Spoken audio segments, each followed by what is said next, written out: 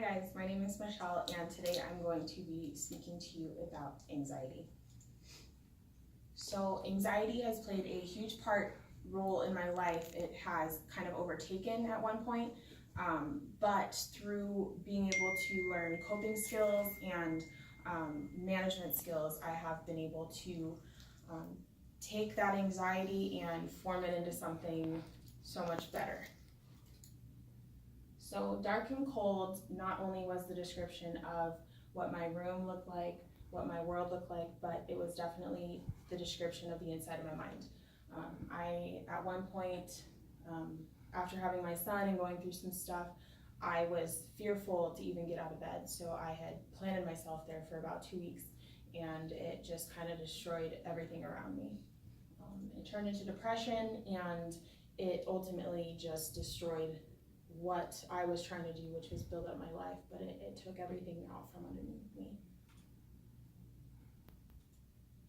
So not only am I one who struggles with anxiety, but many others struggle with anxiety, whether it be in school, whether it be in work, whether it be as a parent, as a daughter, as a son, as just a human being. I think a lot of us struggle, so I'm not the only one, and if any of you are struggling with anxiety, I know that you guys aren't the only ones either. So my preview points are, what does anxiety look like?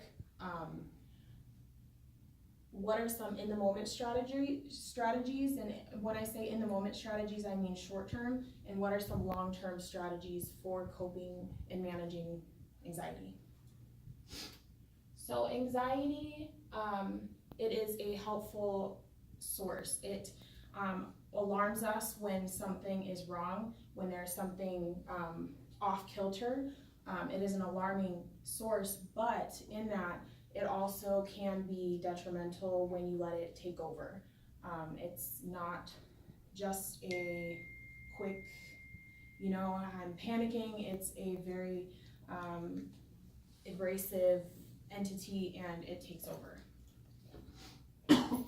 So some reasons for anxiety: fear of the future, not being in touch with reality, overthinking, lack of control, fear of the unknown, caring about what other people think, people pleasing, hiding truths and keeping secrets, and one of my favorite things to say is secrets keep you sick. And past traumas, PTSD. So some symptoms are feeling restless, being agitated, sweaty palms, fast racing heart, difficulty controlling worry, and having sleep problems. And in result to that, you're having repetitive compulsive behaviors, changes in personality, relationship problems, issues at the workplace, wanting to remain isolated. Ultimately, it takes over your life if you let it get out of control. So bad habits are a result of my anxiety. I turned to drug use to cope with my bad anxiety, because if I could just take a Xanax or 2 or 3 or 4, I'm not thinking about what is going on in front of me. That seems so out of control. So some poor mechanisms are, again, drug use, oversleeping, overeating,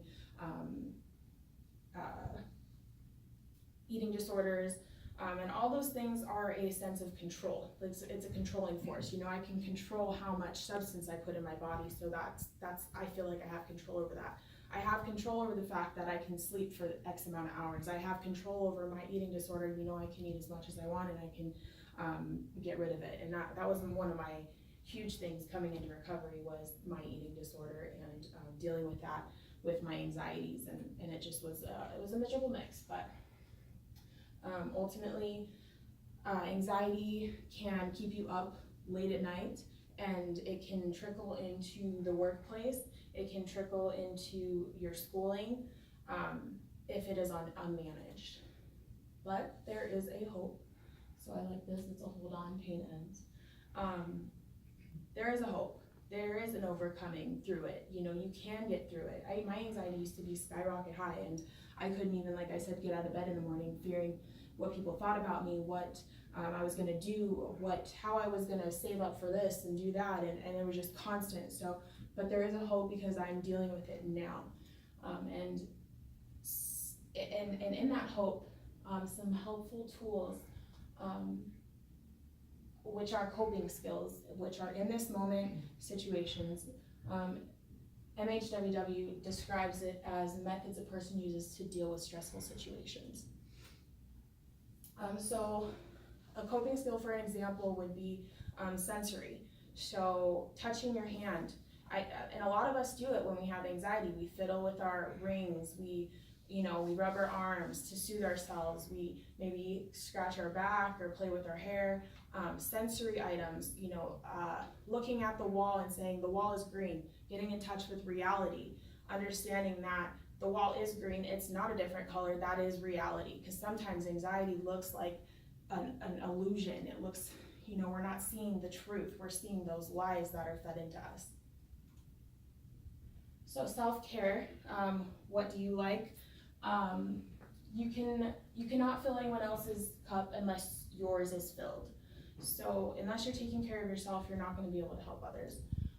But in that, when you begin to help yourself, you're able to help others. So outreach, volunteering in a community and retrieving that network and getting that helps a lot with anxiety. Organize is another example.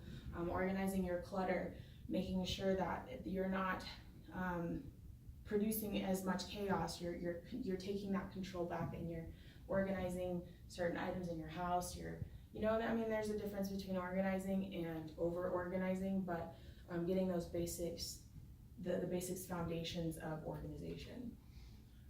So long-term methods are going to be like your counseling and speaking your truths. Speaking about what things you've gone through in the past, your traumas, and getting that support to deal with those things. So anxiety disorders can be treated by a wide variety of professionals, psychologists, psychiatrists, psychiatric nurses. There are people out there to help, and you can find resources online even if you just Google them. So small steps for long-term effects, physical changes. So limit your alcohol and caffeine intake, eat well-balanced meals, get enough sleep, exercise daily.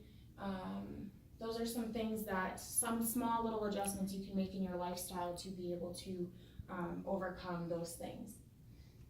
And at the end of the day, I like to say good vibes only. Just making sure that you're just keeping it positive. Look at the positives of things, and it'll really help your anxieties.